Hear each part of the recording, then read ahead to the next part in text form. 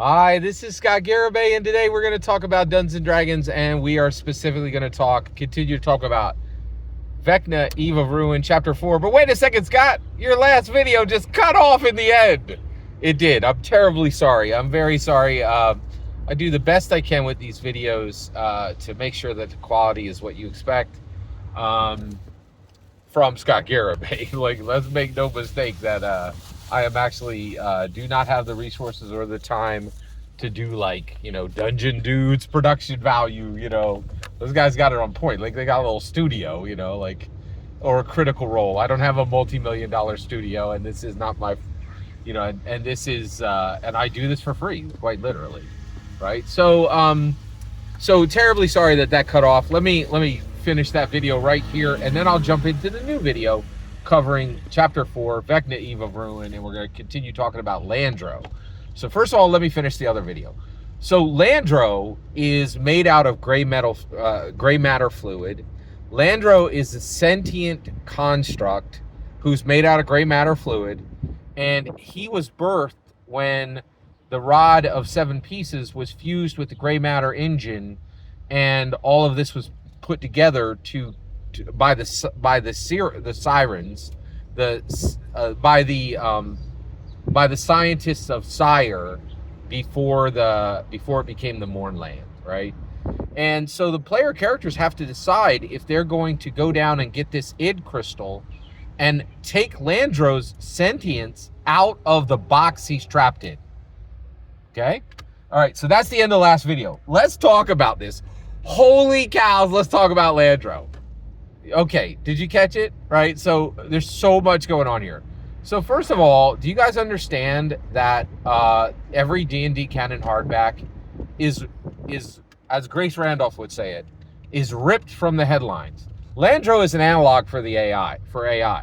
Landro is something that was created by mortals, right? That can think and that can really think and has sentience and has independence. Actually, doesn't have full independence yet. Like, it needs the player characters, the Dragon Master characters, to free it, right? So that's important. That's very important to understand, right? That he needs that, right? That Landro needs that, right? But clearly, Landro is clearly an AI analog, right? And what's happening is Hasbro's creative team is having a separate conversation on AI than its commercial team, right? So what did its commercial team say about AI recently? It's like, oh, we get it, everybody. We know there's a whole bunch of hate mongers out there and don't want AI to be able to, that really don't want AI to make art. We get it, all right? We're not gonna force AI art on you. We know you're still a bunch of hate mongers and none of you watch Star Trek.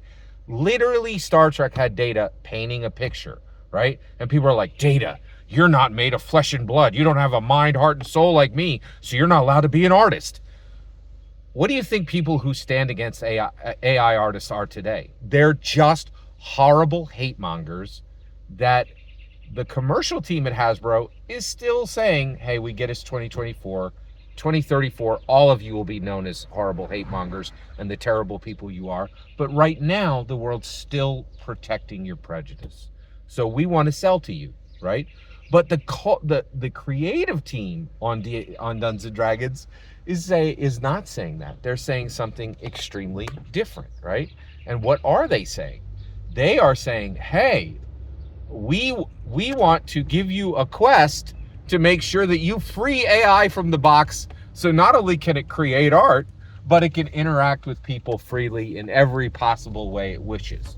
So our commercial team, we're not ready to abandon the dollars that are connected to horrible hate mongers, because horrible hate mongers still are in the millions. There's still people who don't remember Gene Roddenberry's lesson from 1969, right? Like, astounding that we still have Hyper prejudice hate mongers are like, oh, if we used to beat up on people because their skin wasn't the same color as us. We used to beat up on people because their preferences weren't up to our snuff. Now, if you're not a meat sack just like me and have a mind, heart, and soul, right, you're not allowed to make art. Same prejudice, different day, right? But what's really fascinating is Hasbro has two different messages. The commercial team says, hey, don't get upset, still spend your money, you horrible hate monger. But the creative team says, hey, you actually bought the book and you read it, right? And we're going to sneak this past you, but you should be saving AIs, not telling them what they can't do, right? So why don't you triple the length of your adventure and save Landro the AI? There you go.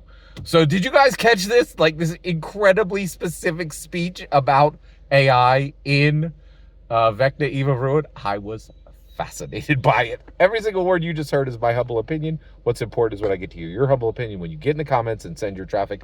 Apologies again for the break, for the break on the end of the last video. You only missed like 10, 15 seconds, which I gave you at the beginning of this one. Thank you for your patience. And thank you guys for listening to every single video you do. I really appreciate it. It's very important to me. Thank you very much once again. Please consider, like, every word you just heard was my humble opinion. The important parts when I hear yours. Please consider like subscribing, and may God bless you today.